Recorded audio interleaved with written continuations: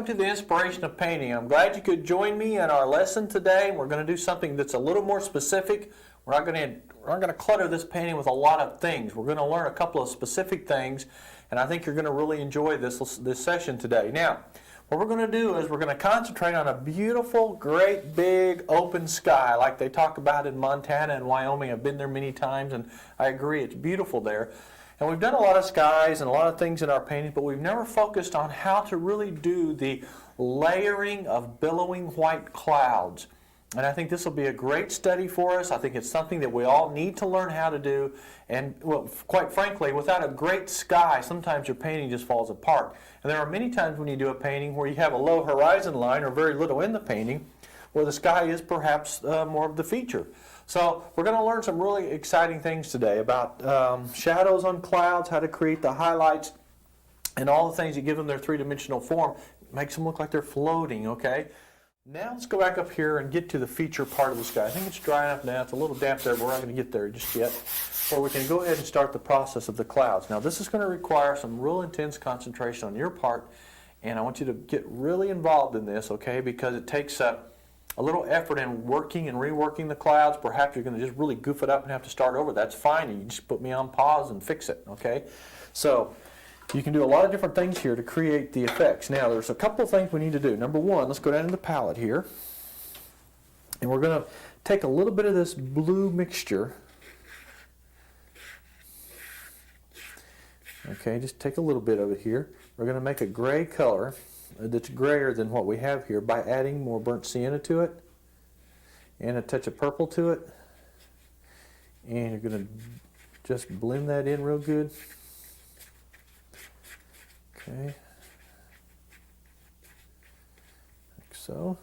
And I'm going to go up here and test this real quick. See, it's a nice rich, more of a brownish gray. Okay, yeah, that'll be a nice color. All right, now that will be the shadow that forms the underneath of the cloud, all right? Now this is going to kind of throw some of you for a loop, but that's sort of my job, I guess, to kind of keep you off balance until you can find your way again. But you're going to take your number 6 bristle brush, and we're going to begin by doing some scumbling and scrubbing of some of this dark value just by putting it on your brush. Don't load it too heavy. Turning the brush sideways, okay? And just begin scrubbing like this. Now don't panic, just do it. I'm going to show you a couple of things here that will be very exciting. Now see, I'm not just going back and forth, I'm going up and down in sort of different directions. I'm keeping this very soft, blending in so there's no hard edge. See how nice and soft those edges are?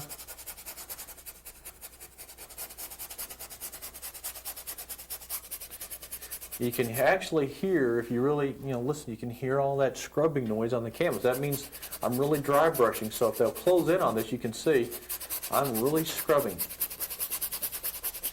Using the whole side of the brush, okay? Of course, that's what wears out a lot of brushes, and I have a whole collection of brushes at home that I'm going to give to my children when I'm retired or gone or whatever, of just brushes that are so worn out, there's almost no bristle left. But see, I'm just kind of scumbling through here.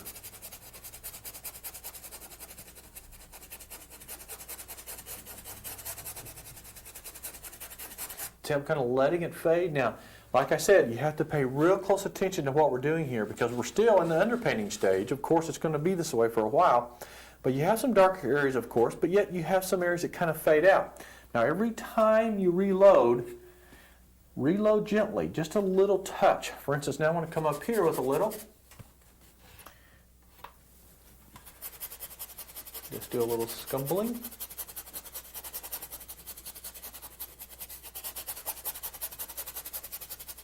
Now, for those of you that are just learning this for the first time or haven't had a whole lot of experience, perhaps, sometimes it's a good idea to just start without any photograph in front of you. In fact, that's really why I've chosen this particular painting after doing a lot of thinking.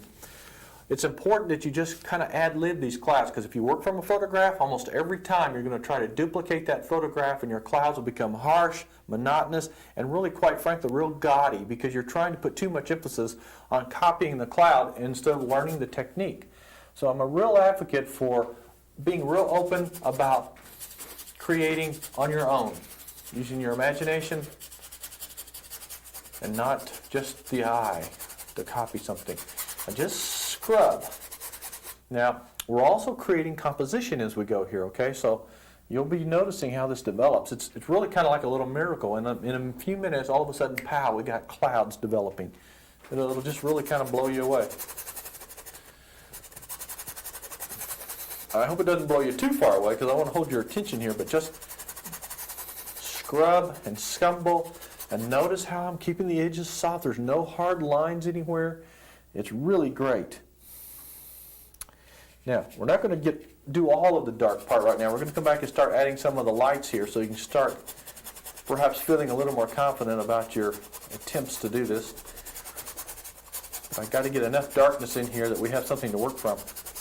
Of course, not every cloud has a dark underpainting. Some clouds are just a little wisp of light in there, and maybe they're a little more transparent than this.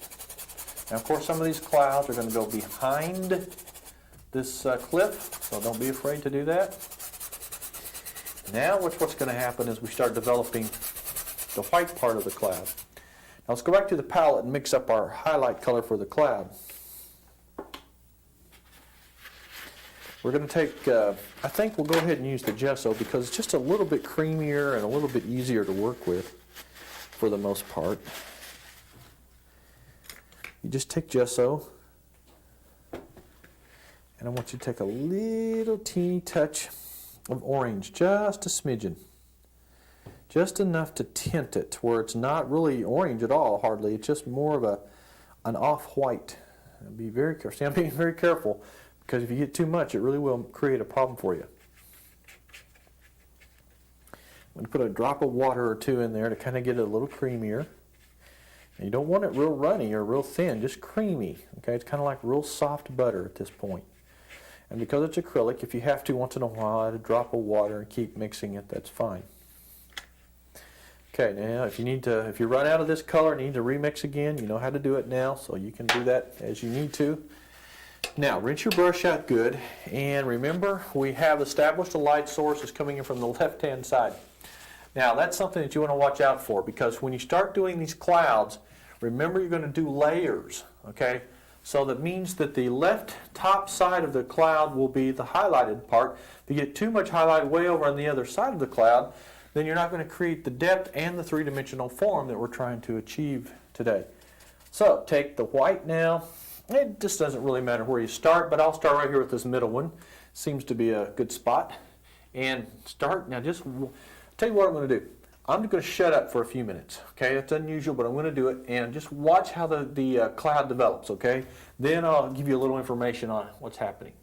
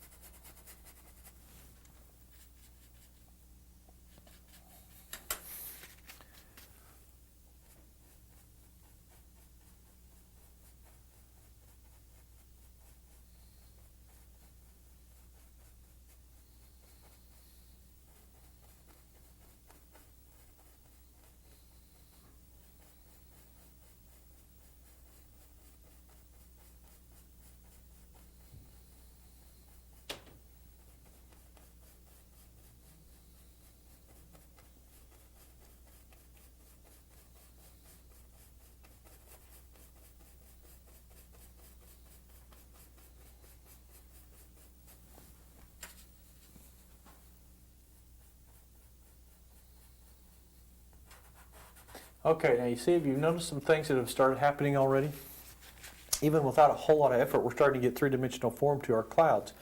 And the secret here is to blend the light back into the dark, leaving a dark pocket behind so that you have form. And it doesn't matter if you use your brush or your finger or whatever it is to blend, but you've got to always, every time you have a light, you have to have a corresponding dark. okay, or something that's in the middle range to create the form. Now, not every cloud is going to be as dramatic as this one. Some of them are very subtle and very soft. See, I may come in here and just gently sort of blend this out so I don't have such a harsh, dark area. But it's still darker than the light, so you have a contrasting light and dark area. And also, a couple of things here, you don't have to follow the exact shape of the cloud. For instance, all I did was throw in some darks to create shadows, but I may want to make this cloud have a different form. So I'll come above a little bit and begin the process of highlighting, taking my finger and blending that out, and I can create a more dramatic shape to that cloud. We'll come back later and put the little white caps that gives it the real dramatic sunlight as it focuses through, and all the little appendages or the little extensions to these clouds that you just need to add as you go. Sometimes you just don't think about them until you start painting. So you might have a little tail that comes out there. Now you don't want to get too repetitive with some of this stuff because it will really be monotonous. All right, now let's just continue on. Now watch how this continues to develop. For instance, over here I may have a cloud that's just completely off the canvas. All right, don't be afraid to do that. That's not going to matter.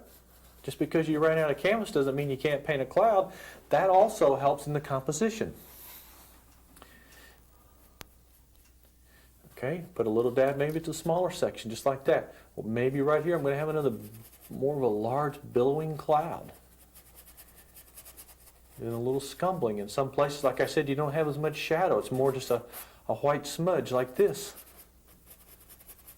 And you don't really have that much going on with that cloud. It's just a little light, soft color. But you still have a little bit of a darker value underneath it to give it form. This will teach you to study nature. Everywhere you take anytime you go outside, you start driving or anything that you do like that, it's time to start noticing the things that's in creation that God just has so richly blessed us with. There's so much out there. All right. Now let's keep going here. Here's a spot here where I may want to put in some more. Build this up. Take my finger, soften it out. Now see, here is a good area where I didn't even have a dark behind it. And I may have to come back and add one, and I may not. But you can go ahead and build the cloud. Because sometimes, like I said, it's just a wisp of light. Maybe it connects to this one, and maybe it doesn't. But you have to be the judge. You have to stand back, and you have to start studying the formation. Now what I'm going to recommend to all of us is about every 10 minutes or so, you stand back and look at where you're going with your particular cloud formations, because when you're too close to it for too long, you'll end up repeating your shapes too much and it gets real monotonous, okay? So one of the important things here is to stand back once in a while, get about 6 feet back, that's your average viewing distance, and start studying to see if you're repeating your shapes too much or you got the same strength and value or color. So for instance, now let's get off of this part because we have some nice variety and move up here and build some nice big puffy ones up here. So we take our brush and our soft highlight color, and I'm going to start saying, let's go ahead and start right here. Well, that's pretty scary when you first put that blob of white on there, okay? But wipe your brush more often, rinse it out, keep it dry, and begin the scumbling or the blending process. Okay, take your finger sometimes to soften. It really works good. Try that. You don't have to, but it works good. Some of you are afraid to get a little paint on you there, but that's part of it sometimes. All right, now soften that in there, and you can start. See, I'm leaving some dark pockets so that my clouds have that real dramatic three-dimensional form. I'm going to come over here now. Over here. I'm just going to put some little tails out here. Rinse my brush out just a little bit because I'm going to get back to the blending this now. And sometimes if you have too much paint on your brush, you can't blend it effectively. This gets really exciting.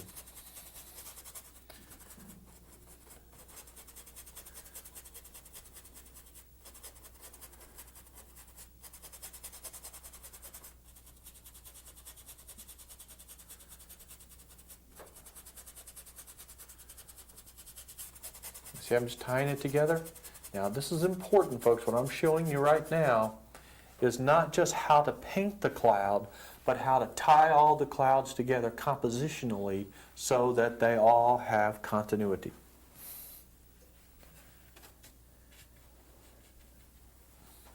All right, let's move on over here. So the top of this big one up here goes way up here, okay? And then it comes out and just kind of fluffs out and gets a little softer. Yes, see this one here. Now I'm going to get real daring here in a minute, and I'm going to scare some of you to death, but you know what? Fear will get you nowhere. If you don't dive off and do it, you're going to always stymie the learning process, okay? So don't be afraid to dive off and try some things. And I'm getting ready to show you some things that you just need to do, even though you're probably going to be afraid to. Okay, now the first phase of this, I showed you how to build your clouds by starting with a nice dark background, okay? Now the next phase of learning to paint clouds, and by virtue of the fact that this is mostly a study, I'm going to show you how to start the cloud with the light part and then how to build the dark in underneath it later. Also, I'm going to show you, as I am right now, how to tie your sky together with little smudges of light. And if you go out and look at clouds as they float through the air, sometimes you just see a little wisp connecting another one just because it looks like it's blended. And this is the way you do it. You just use a little less paint and a little bit more pressure to blend it. And for instance, this cloud here, I might want to go ahead and enhance it now. Make it a little bit bigger and a little brighter in front of this. So it looks like this one's forward and that's backwards.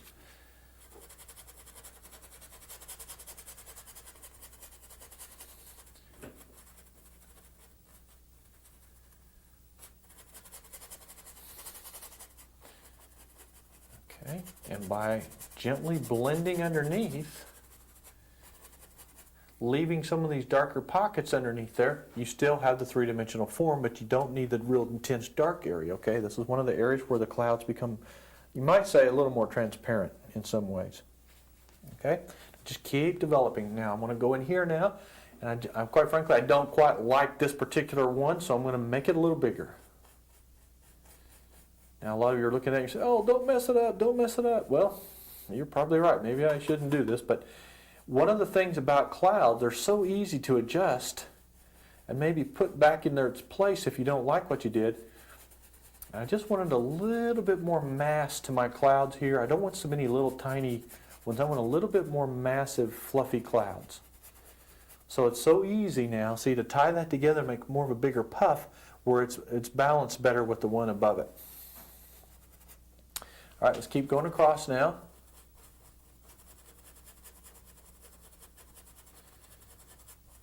And in a minute, I'm going to show you how to put in the white clouds, the bigger clouds, without the shadow underneath.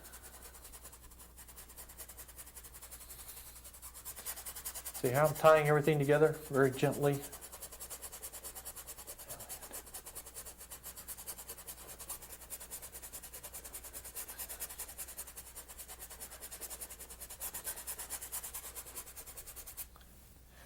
Okay, just take this.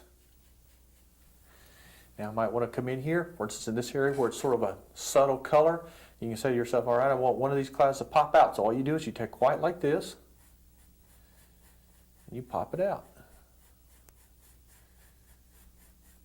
Okay, now just by leaving a little dark behind this, see, it separates it from this one, and it's three-dimensional now. Now isn't that a wonderful thing? I'm just having a lot of fun here doing this, and I'm having a lot of fun showing you how to do it.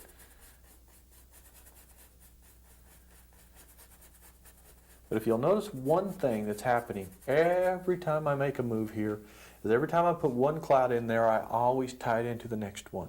Okay? There's not any major gaps or anything where there's big holes. There's always a connection somehow, some way. Now, let's move over a little bit further, get a little more daring here. We take our color. You know, some of you have, if you've been in one of our seminars or workshops around the country, you will notice this. I just take a blob of paint and I just put it on. Okay, now that scares most of us plumb right out of our mind, okay? Well, Just do it. Then take your brush, rinse it out like this. Dry it out a little bit, and then begin the process of creating your cloud. Now watch this develop.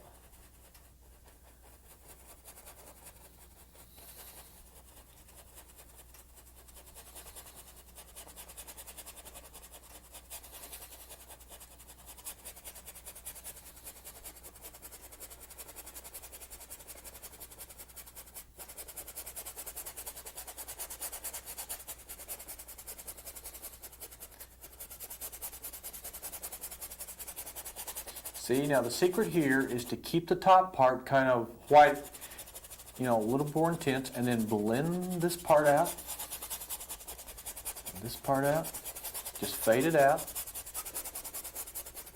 tie it into this one, and now you're still creating three-dimensional form just by using the color that's underneath there. And you come back over here, do it again, say underneath here, just a blob of paint. You'll create a third dimension here.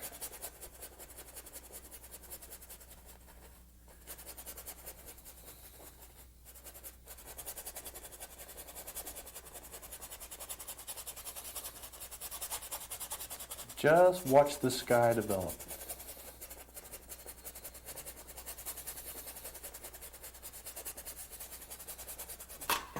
This is like an adventure, because you really never know what's going to happen. And it's just as well, because you'd probably chicken out anyway. Just come right on across. Come right in behind your cliff. And this is where you begin creating those little wispy clouds that kind of just sort of blend in as the wind and the upper atmospheric winds blow them around. Come right over here like this.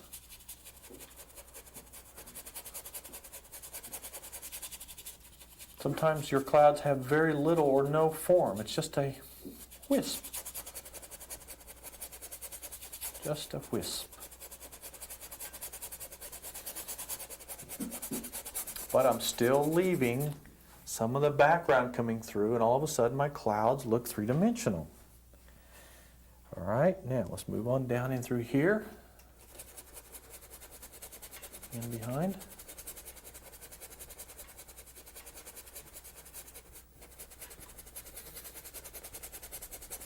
I'm going to dry brush these right on down.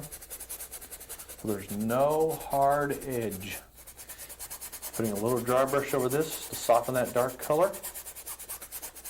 Now this is the scumbling technique that is very effective for creating all kinds of things, okay? So don't be afraid to get used to this. This is great for blending a lot of different subjects. It's good for still lifes when you're doing vegetables and fruit and stuff like that too. And I'm going to put a little bit bigger puff here. A little more dramatic, maybe connected to this one even.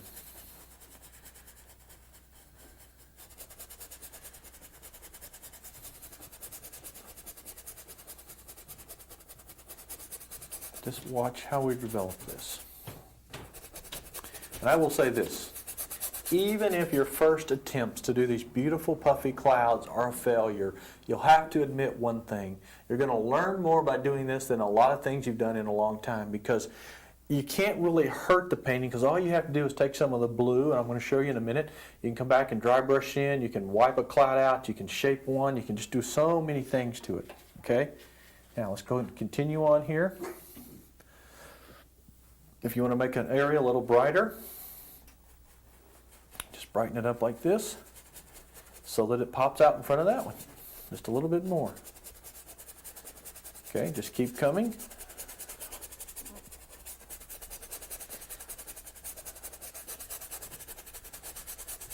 Okay, I'm going to come down in here. Now, another thing that I want to be sure that you understand is that just because we got them this far doesn't mean they're finished yet, because when the acrylics dry, because they're transparent, you can sometimes see some of the other colors coming through, and it's not as white as you wanted it to be. So I'm going to show you here in a few minutes how to come back and accent these clouds so that they have true form and good opaque color. But I want to move on down a little bit more. I want to get down in here. Even though this is a lighter area of the painting, you can still have clouds. They just don't show up as much. And it's not important that they show up as much, because perhaps this is not the featured part of the painting. but you still have to have the soft blending and the gentle movement of the cloud to create form. Okay? I think if I had to have a focal point, it would be right in this general area here, and we'll start working on that here in a minute to create a little more, you might say a little more center of interest. A few scattered clouds down here, and you can see my brush already, just in a short time, is starting to wear out on that corner a little bit. Yours will too. Bristle brushes are made to take the punishment, but just like anything else, when you're scrubbing on a surface like this, you're going to wear it out. Okay, come on across here. Across here.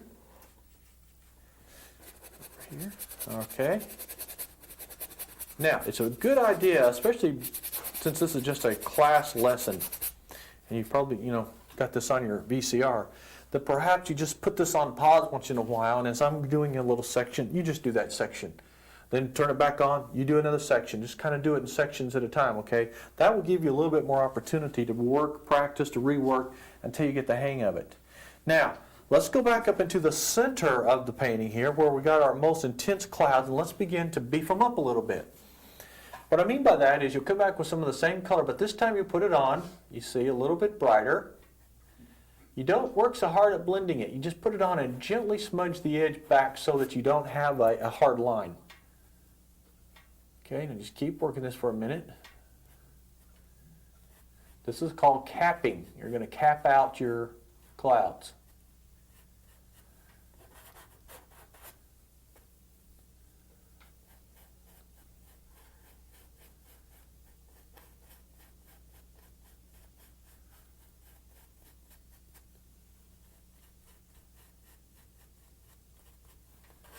Always go back and sort of soften them, but see how nice that brings that cloud. It really gives it a nice three-dimensional pizzazz. Okay, let's say, let's make this one a little stronger right here. Just pop it out, but don't keep blending it or it'll disappear.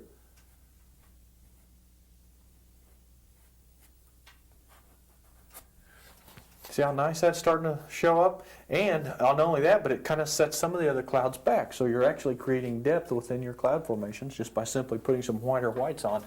Like here might be a nice spot to cap out one. Just a little like that. See how nice that works? Oh, that's just so neat. And you can also do it on these over here just a little bit.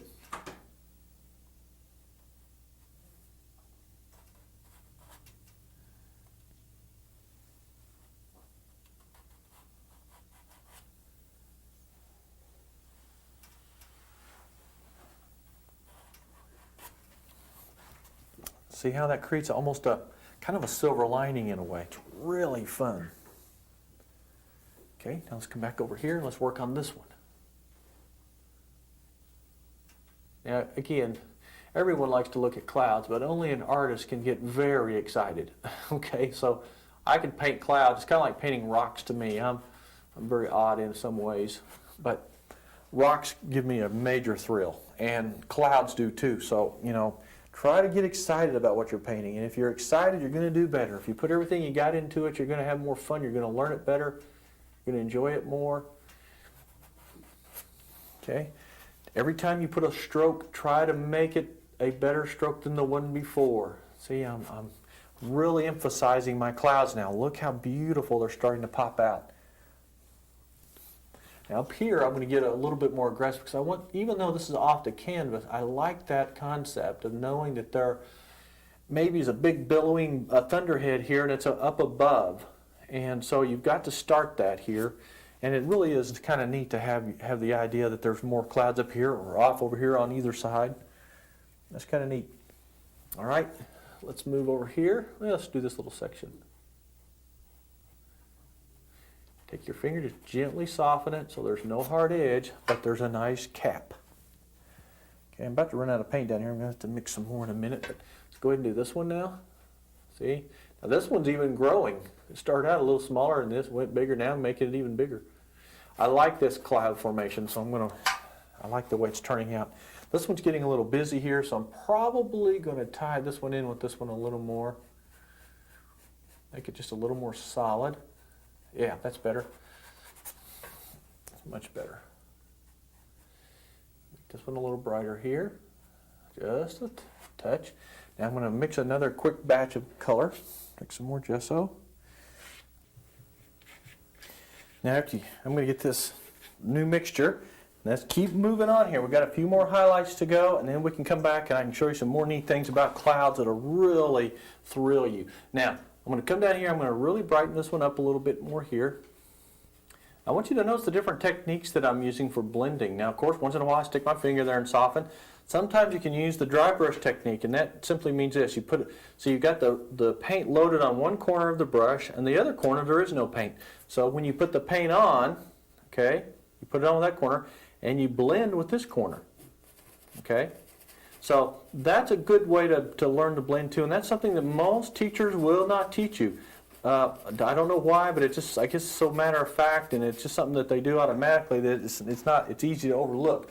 But one of the secrets to good blending is being able to understand to load your brush on one corner, put your highlight on like this, then come back with the side that doesn't have any paint, see, and you can blend it if you would rather do that as opposed to sticking your finger in there or anything else to blend it with, and just kind of move right on across and soften. That's a wonderful way to learn how to soften. And see how beautiful it made that little cloud? Okay, load your brush on one side, put the paint on, let's say here. Take the other side and blend.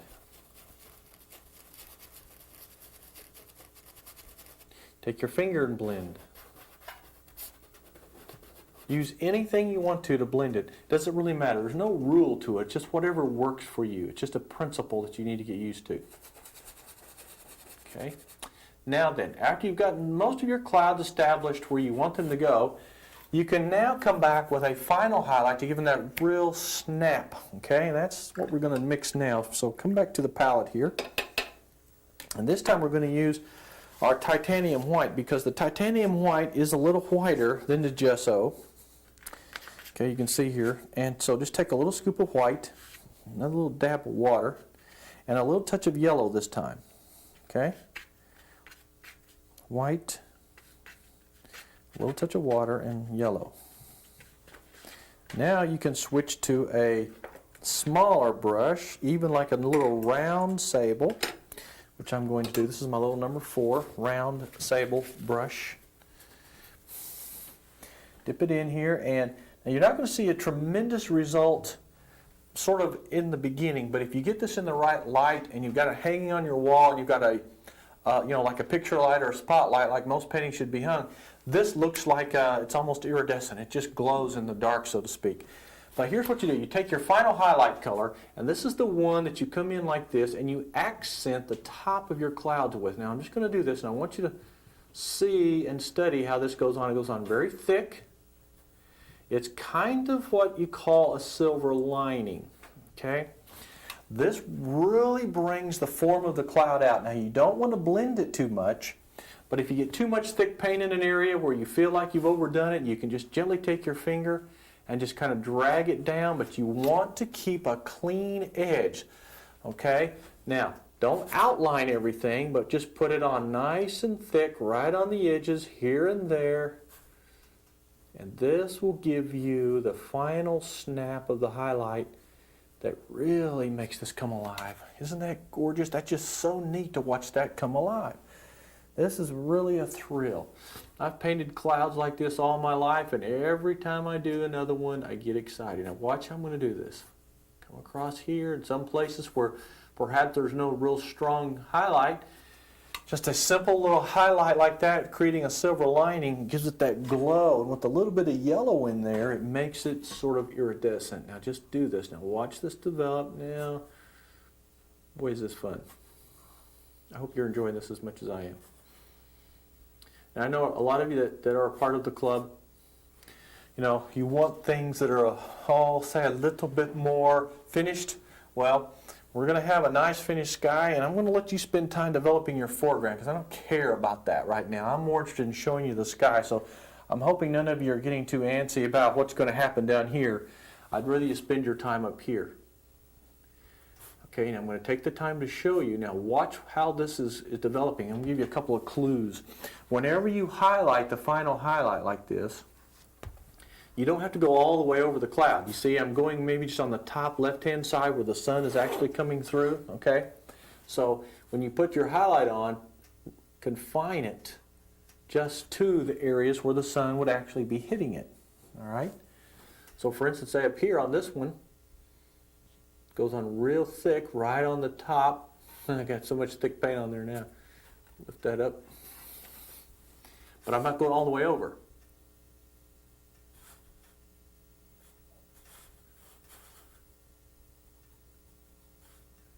Nice little thin, sometimes just a little thin lining like that.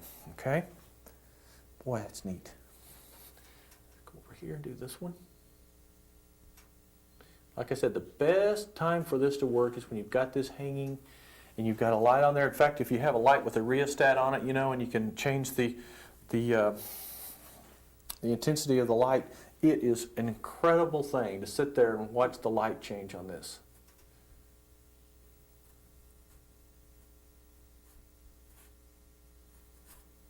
Now, for those of you that are having a little problem with a steady hand, and maybe by now you're a nervous wreck doing this, this would be a good time to get out the steady rest.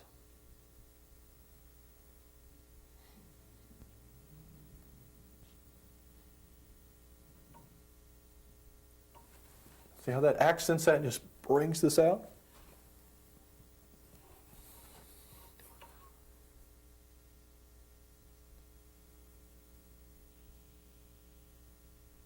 Okay, just be very careful as you come across here because you can really overdo this and create a problem. Now, like I said, you need to stand back about every 10 minutes or so and just study this and then move on across. You don't have to do every cloud, so don't think you have to do that. It's just the ones that will pick up the most light, which is usually the tips of some of these more billowy ones, like so. Maybe here, of course. And then a couple of the smaller areas here, like this one, that sort of overlap one of these is an important area to highlight. Here, here, here, here. Just keep coming on down. Now take a look at that. Didn't that just thrill you? Okay, now let's move on down. Even in the area where the sun is, the clouds don't show up as much because they're blending into the background. You can still put a nice thick highlight. Say like this. Because you know that the clouds are there. They're just because there's a lighter background, you don't see the contrast as much, but they are definitely there. And this is how you create the three-dimensional depth and all the emotion that you put into a sky so it'll have all that look of, I don't know, it's got emotion, it's got feeling, it's got everything. Now, if you want to put some sunlight, the actual rays of light coming across the canvas to kind of accent this, I'm going to show you how to do that. And again, it's a technique that we've used in the past. Some of you have never experienced it, and some of you are afraid to do it. But I'm going to show you so that you can have a handle on it. And the way you're going to do this is you're going to take the same color we were just using to accent with there, that little yellowish white that I have here. You're going to take your number 10 bristle brush here. I'm going to rinse it out real good. Okay, now we're going to dry brush just up in this corner here, okay? And I'm going to show you how you create sunlight coming through into the painting. Now, again, this is a study painting, so whatever we do here is strictly for that purpose. Now I'm going to dip my brush in. I'm going to add just a teeny tad bit of water. I don't want too much paint right at first, but I'm going to put a little smidgen of it right up there like that, okay? Then wipe my brush. And I'm going to dry brush in sort of a circular motion, or you can use your finger if you just want to go ahead and do that to kind of just soften that in where there's no hard edge, okay? Then from that, you're going to gently dry brush across like this. Now watch this develop.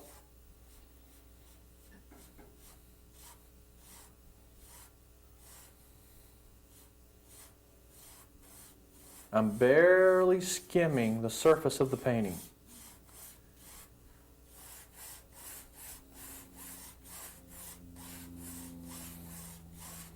Now it's a very repetitive thing that you have to do to sort of get the sun rays coming down through the painting. It's a very dry brush technique, something that you have to do very, very carefully.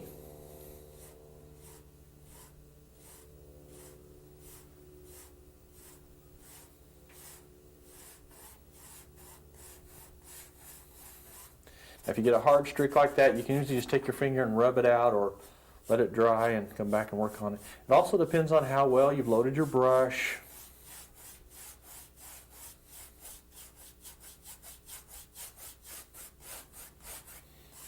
And you can make these rays come all the way. Oh, I see what's happening. I'm hitting these tips and they're not dry yet, so it's dragging some paint out there, and that's not a good thing. So this really should be a little drier before you do this, but it's okay. As long as you understand what's going on there, this is just a learning exercise. Okay, make sure there's no hard line up there. You want just a little bit of a glow there, like maybe the sun's coming in, it's popping down through here, it's hitting the tops of all these clouds. And you can take this, as long as your lines are in line with each other, you can come out here and you hit the tops of your cliff here, or whatever subject it is, the tops of your trees, for instance. Let me give you a little example here. Whenever you're filtering through the clouds and you have a squeeze of light going through, you may want to hit just the tip of your mountains, I'll get it here in a minute, your trees, by taking a little more yellow into the white mixture with a smaller brush and doing a similar thing that you've done to the tips of these clouds, sort of tip out these trees. Okay. This will give you the effect also that the sunlight is hitting the top and creating three-dimensional form. Just watch this sort of pop out.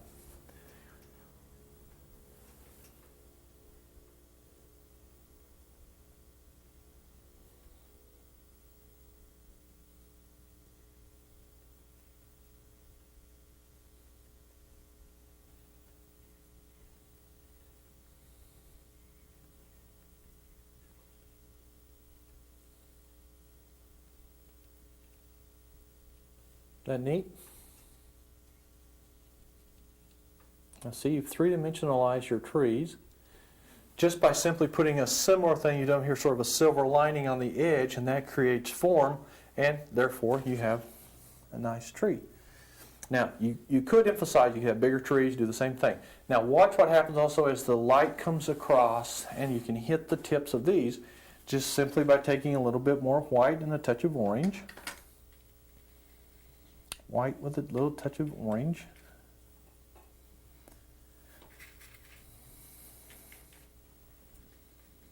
And we'll sort of cap this out just a little bit. Okay, the way you cap it is just by putting little touches, little smidges and smudges of broken light.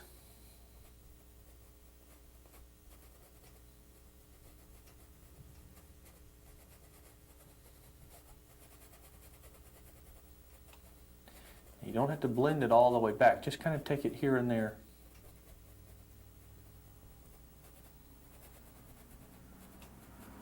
But you just cap out the top of that so that you have a nice contrast against this, but it also looks like the sun is actually hitting it.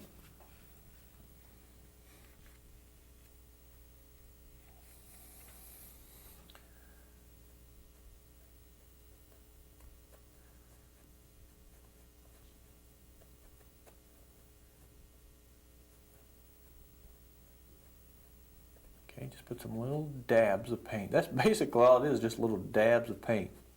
Like I said, this is not the feature, this is not what I really wanted to focus on, but I wanted to share with you that when you're pulling light coming through that's really intense like this, it's not only going to hit the tips of your clouds, it's going to hit the tips of almost anything else that's in your painting that has a little form to it or a little edge, like trees, especially mountains or rocks or this little thing here.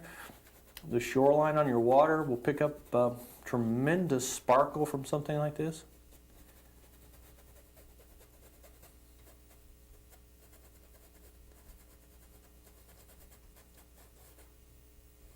Little edge right on where these come down. Just put a little highlight on the edges of these.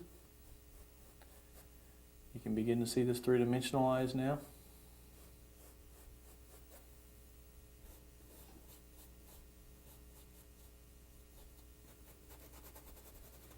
Just scumble across here till you create little pockets of light to kind of pick up the reflection, the highlight, from the sun.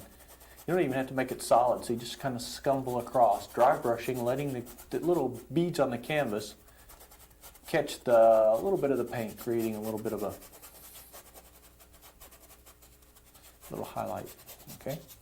Now see, you keep it kind of choppy and loose and looks just like old dirt. Now if you want to come back with your, say your little round sable, little umber maybe, and just put in some few more cracks and things. This is kind of fun.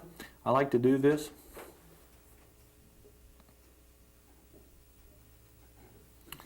Okay, you can come in here and you can begin putting a few cracks in the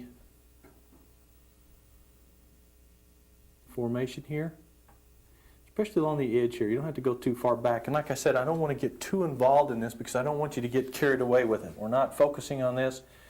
The sky was our feature, and I got a couple more things to show you on the sky here before we finish up. Then I'll leave it to you to do it, or do whatever you want to. If you want to go ahead and emphasize something here, you want to put an animal standing up here, or some bushes or brush, go right ahead. But at least you know how to do these two basic things, and it's really fun. Using your own ideas and your own thoughts about what makes things work, you can do this very easily. See, I just put the cracks in there like it's old, dried, broken ground. It really looks cool. And you can go ahead and do it all the way up.